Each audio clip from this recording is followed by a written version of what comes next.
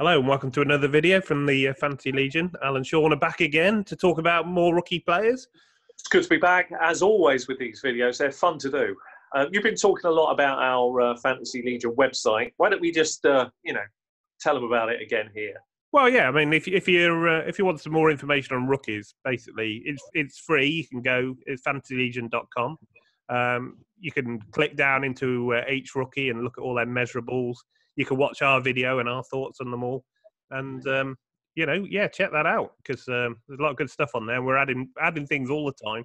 So unlike most websites at the moment, it's totally free to go and have a look. So, please check that out. Today we're talking about T. Higgins. He was picked 33 overall by the Bengals. Obviously, they added Joe Burrow as a new QB going forward, franchise QB for the future. It's an interesting one because I know AJ Green's not getting any younger, but he's still there. I mean, they franchise tagged him. They got John Ross. They got Tyler Boyd. They got even Auden Tate has come out and had bits. Even people like Erickson, had glimpses. Was that really a need of the Bengals to go out and get another receiver? I know he's talented, but what are your thoughts? Well, my thoughts are that, as I say, I don't target him in drafts, and there's a reason, to be perfectly honest with you. I haven't targeted him in Dynasty. I wasn't a fan of him before. He's a very good player, very talented and everything else. But like I've said in previous videos, I have some concerns. And I think this is a difficult, tricky landing spot, actually, in many ways for him. And it could, he could prove to be their legit number one. But I think the first year you can almost write off as it's going to be a learning curve for the quarterback. There's a lot of people that you've got to beat. And I'm not saying you can't beat them. I think he's a very talented guy. But I think at the NFL level, I think you get found out. I think at the NFL level, the coordinators, the defensive people, what they look for straight away is tells, obvious things that they can instruct safeties and corners to focus on with players so that they can kind of take you out of the equation when they're scheming what they're going to do. I think he's a player that's going to need some time and he needs some coaching. And I think he's uber talented and I think the sky's the limit for him. But I just think this landing spot with a new quarterback and everything else all added together worries me a lot for him. I mean, I think they're doing the right thing, the Bengals, trying to change the ethos of the team. But let's be honest, as much as we'll get some pushback about our opinions on Burrows a lot, because I don't rate him. And if I'm honest... We'll talk about Joe Burrow going of forward, course. Actually. We'll do of course. But just because it's important to him, I'm just going to put this in. Yeah. Because of those concerns, that affects him a lot. And, I'm worried about what he's going to do year one and what he might do year two. I think it's going to be a kind of one of those you have to kind of, if you pick him, you've got to kind of see as a dynasty pick for the future. And I don't think he's a player you take in Well, that's the point right there for me because there's plenty of depth. You got a new quarterback. So he's going to be a slow burner. I think it's going to be very difficult because, they've got established players in front of him. You got a new quarterback. So basically, in 1 or 2 years' time, that might actually be worth less than he is now. A bit like N'Keal Harry. He didn't really get on the field much. N'Keal if you don't Harry, get on the field much, people forget about you and they want the new shiny rookie for next year. So yeah, they do. They'll sell him off cheap. And that's what my big worry with if I draft him. His stock's going to be worth less in a year than it is now. And that, for me, when you're looking for value, is not the kind of guy I'm looking for. I think it's tricky. I mean, like a lot of things can happen to, change our perception of value. I mean, you could have argued, in N'Keal Harry's case, he landed right. They needed a wide receiver. It wasn't the running game that, the running game is always an issue there, but the wide receiver is the right thing. But he didn't shake out the pack through, again, injuries, other issues. We don't know the full story of what's going on in New England, but there's certainly some issues. But coming back to this team, they've got a lot of issues. I mean, they've chosen, this is the 8th number one quarterback this team has had.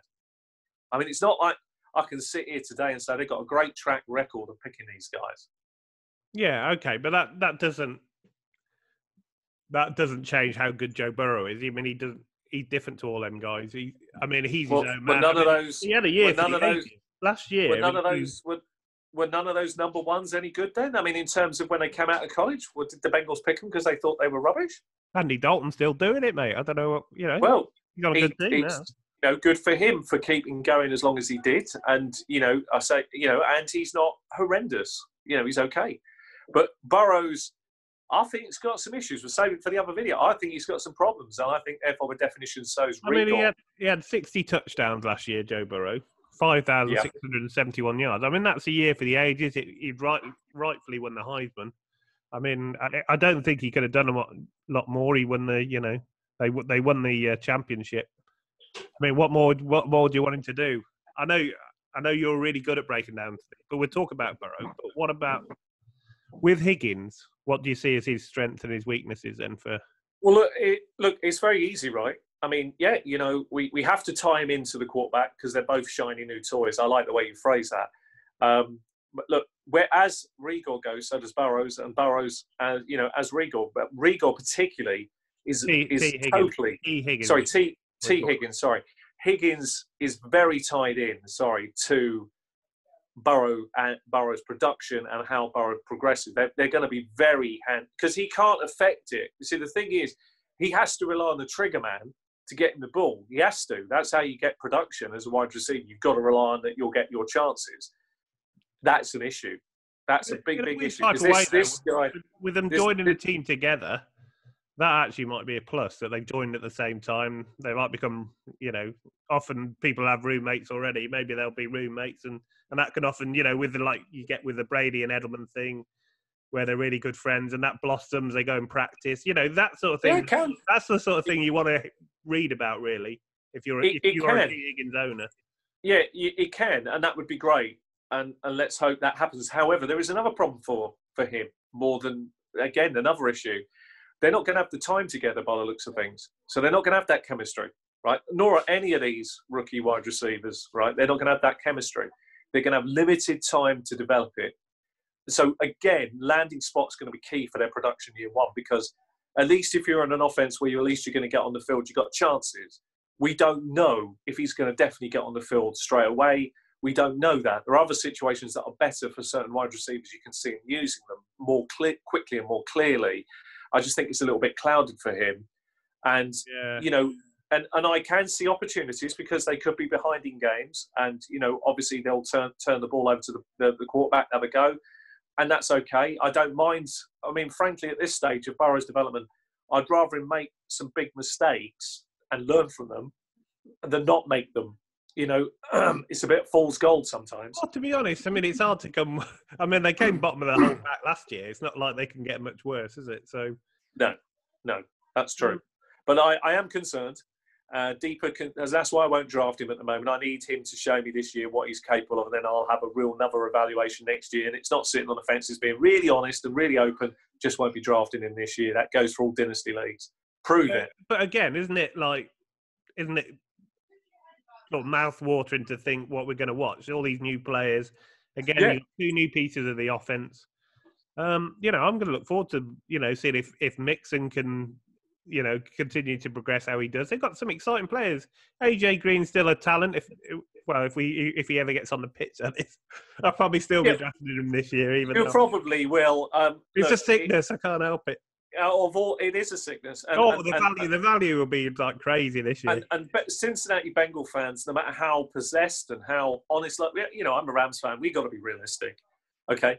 Bengals are the same. They've been through this situation before. You can be hopeful, and that's what you've got to be. You've got to be hopeful that this is the right moves moving forward. And maybe it is. Maybe Burrows is that special player. I'm going to tell you now. Like you go watch Draft Day, the film. Yeah, when a quarterback's got to tell. Quarterback's got to tell. And if you can't stop, if you don't realise what the coordinators are going to do, I'll tell you, Burrows, get ready for some losing seasons, baby, because they're coming.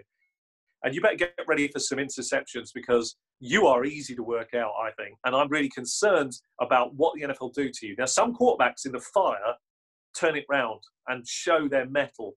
I'm interested to see if you can do it. Well, we're talking about him keep your powder dry for Joe Burrow. I will. He'll get a lovely video all of his own, but I think we know what's coming for him, especially from your point of view. So yeah, well, I'm concerned. I mean, I'm worried about his safety. There's another player who worries me greatly. But, well, that's T. Higgins.